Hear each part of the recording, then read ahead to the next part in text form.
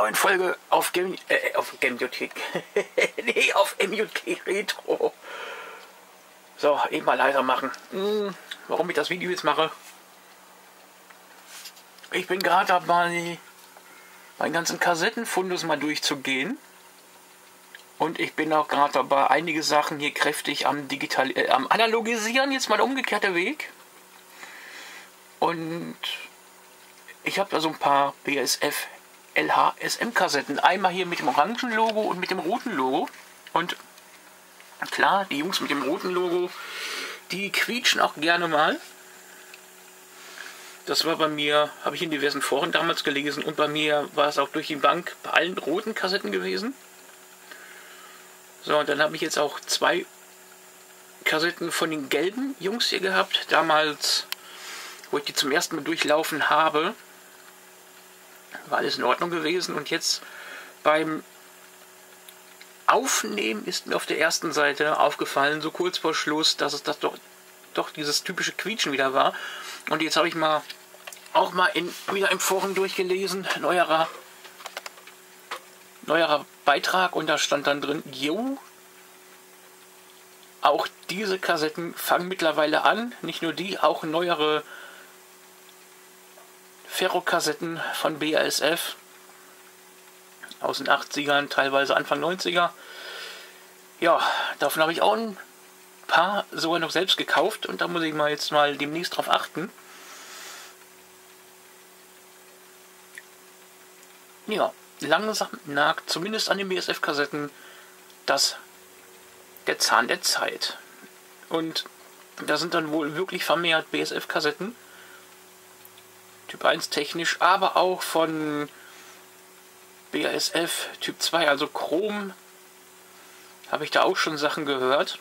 Da muss ich mal aufpassen, weil ich habe auch noch jede Menge BASF-Kassetten vom Typ 2. Sowohl damals gekauft in den 80ern als auch im Laufe der letzten paar Jahre über der elektronischen Bucht organisiert. Schauen wir mal, wie es da aussieht. Und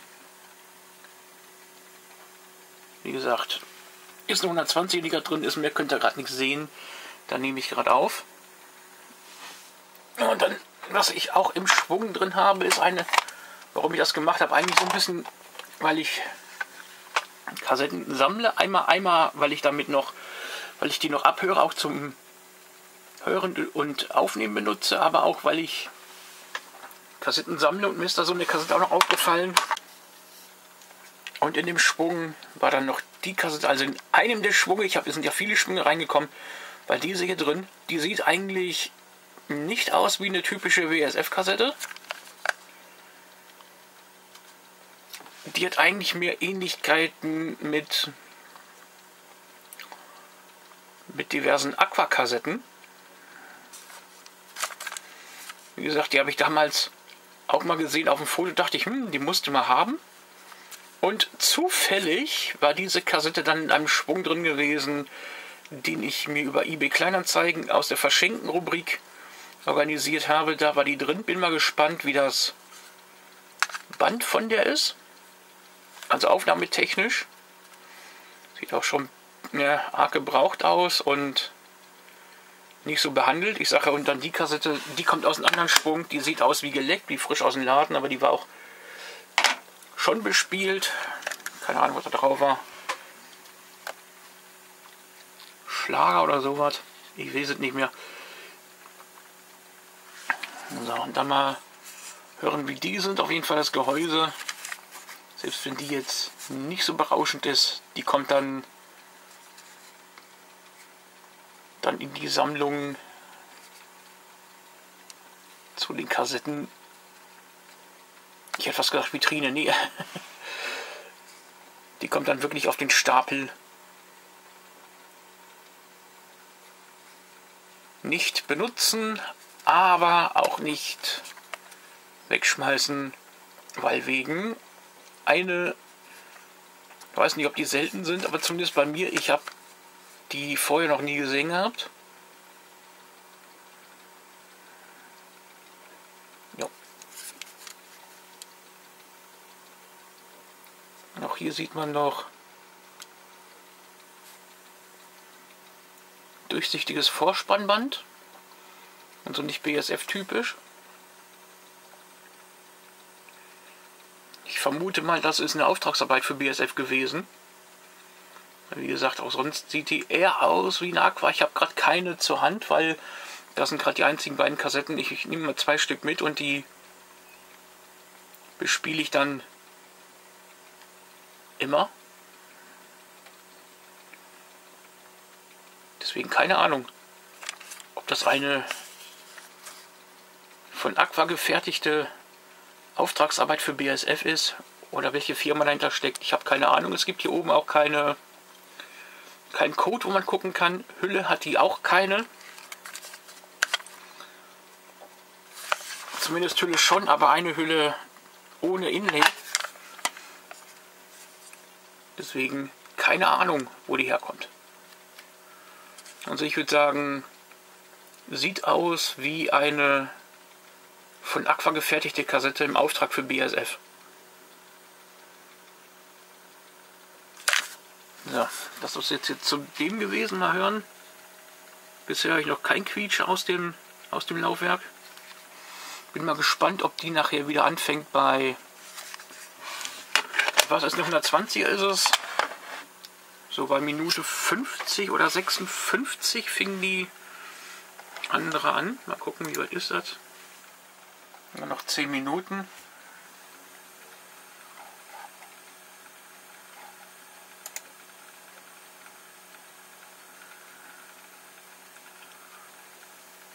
Und ich bin... Und bei meiner Suche nach Informationen über die quietschenden Kassetten habe ich dann noch was gefunden hier. Totgesagte Leierlänger. Ja. Da musste ich mich echt kaputt lachen und dachte ich mir dann, no, ich habe wohl keine Ahnung von Audiokassetten, weil hier steht dann, manche Retro-Trends haben nicht sehr viel Sinn. Röhrenfernseher zum Beispiel. Hallo, Röhre. Benutze ich immer noch für meinen guten alten C64. Ich habe ja noch diverse Röhrenfernseher. Also 3 große. Und auch passend für VS-Rekorder. Ich sage, ich finde Röhre immer noch besser als TFT-Fernseher, weil zumindest wenn es um die alten Geräte geht, wie VHS-Filme und so weiter, dann haben die ein besseres Bild. So, aber egal. Und dann Faxgeräte kann ich nichts zu sagen. Fax hatten wir nie gehabt. Außer eins, was hier rumsteht, was ich auch mal irgendwann gekriegt habe, nur mal zum Gucken, habe ich mir das mitgenommen. Ansonsten Faxe nie versendet. Ja, und will wirklich noch jemand seine Lieblingsmusik auf Audiokassetten hören? Ja. Beziehungsweise, ich nehme ja noch auf Audiokassetten auf. Man siehe hier. Im Jahre 2001. Heute ist der 24.03.2001.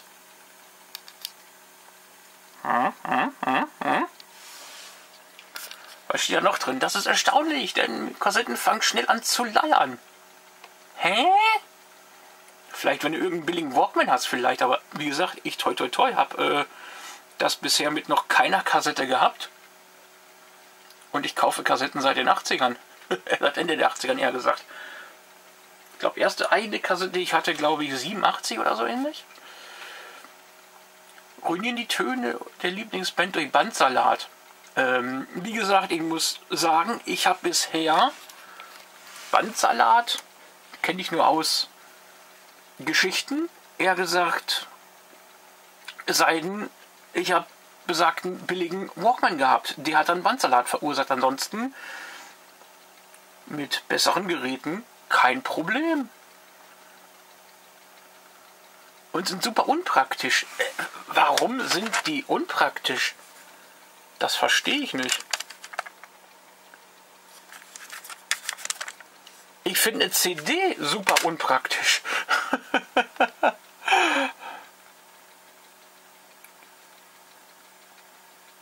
Kassetten sind aber nur geil.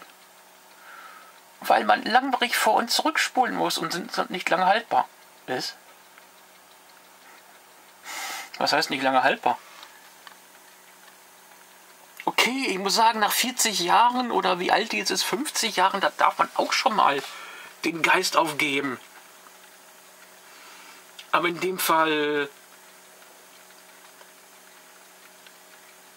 wenn dann das Medium noch läuft, dann sind meistens die Abspielgeräte Schrott.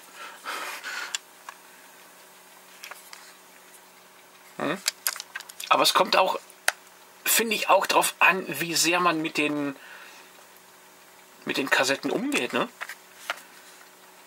Ich meinte, wenn ich eine Kassette hier dauernd durch ein Gerät laufen lasse, was dann wirklich viel Bandsalat produziert, dann ist klar, dass dann die Kassette dann bandtechnisch Schrott ist. Aber okay, wie gesagt, jetzt zurück zum Thema quietschende Kassette. Es gibt ja auch dann mittlerweile die Kassetten, wo sich dann das Bindemittel zersetzt, die sich dann quasi fast dann selber zerstören. Habe ich bisher ein paar, natürlich wieder BSF-Kassetten gehabt aus den 70ern, die ich mal abgespielt habe, mal um zu hören, wie die sind, wo ich dann nach einer Kassette dann plötzlich hier braunen Staub hatte. Aber wie gesagt, ansonsten meine eigenen Kassetten, die ich seit den 80ern habe. Deswegen, also ich vermute mal wirklich, da hat jemand, da sind so viele Vorurteile drin, die kann nur jemand schreiben, der sich mit dem Thema Kassette nicht so richtig auseinandergesetzt hat oder nie eine gehabt hat oder die schon seit Kindheit gehasst hat. Ich habe keine Ahnung. Und ich finde die nicht nicht unpraktisch. Einmal nur geil. Wie gesagt, ich bin ja mit den Teilen groß geworden.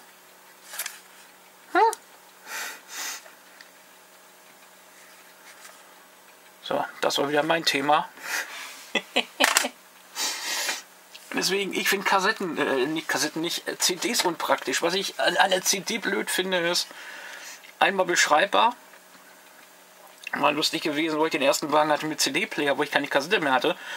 Dann musste ich nämlich dann immer, wenn ich mir dann eine CD fürs Auto zusammengestellt habe, konnte ich dann, das Schöne bei den Kassetten war, du konntest die dann immer wieder löschen, neu bespielen mit neuer Musik. Da konntest du dieselbe Kassette benutzen, musstest du dann nicht die eine Kassette dann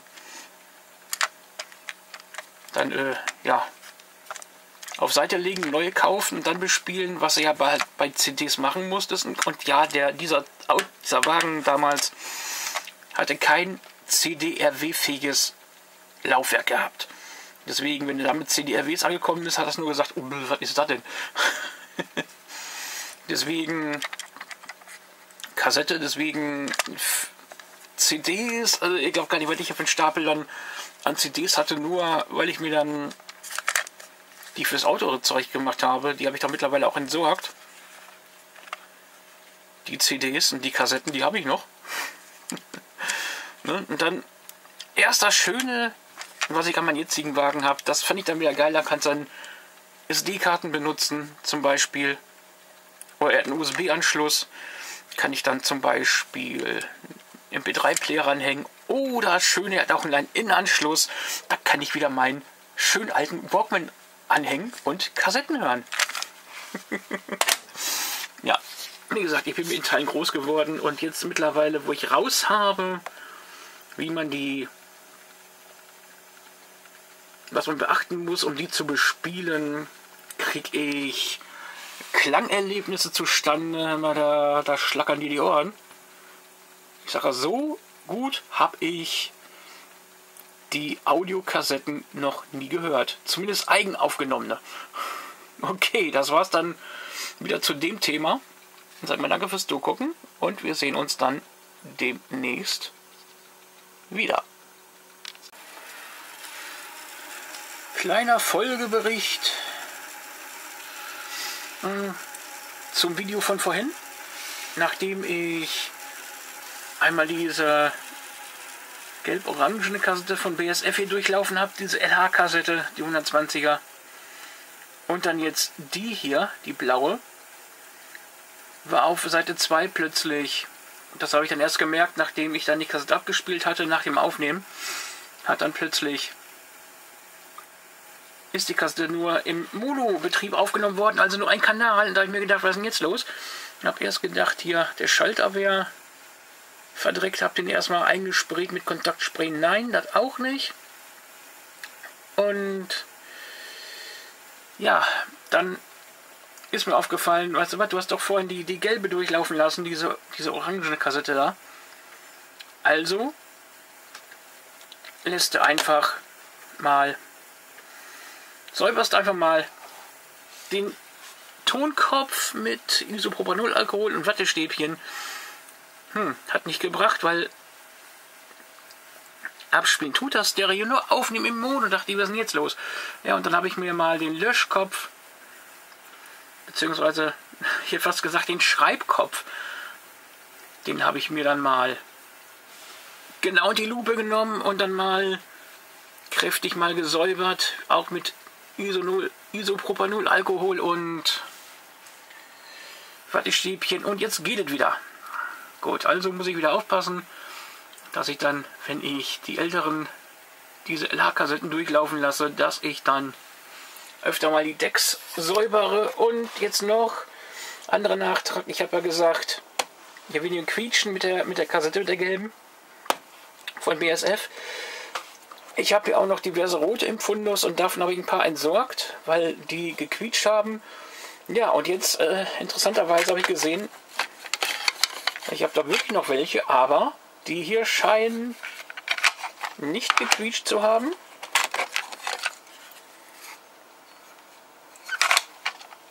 Weil die habe ich ja gelöscht, diese Kassetten. Und die Lieder aus Berlin, was hier drauf steht, das stimmt nicht mehr, das ist ja nicht mehr drauf.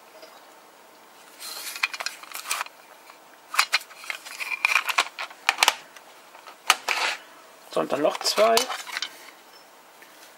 So, eine noch mit 90er, ich glaube die Hülle, die stimmt nicht ganz.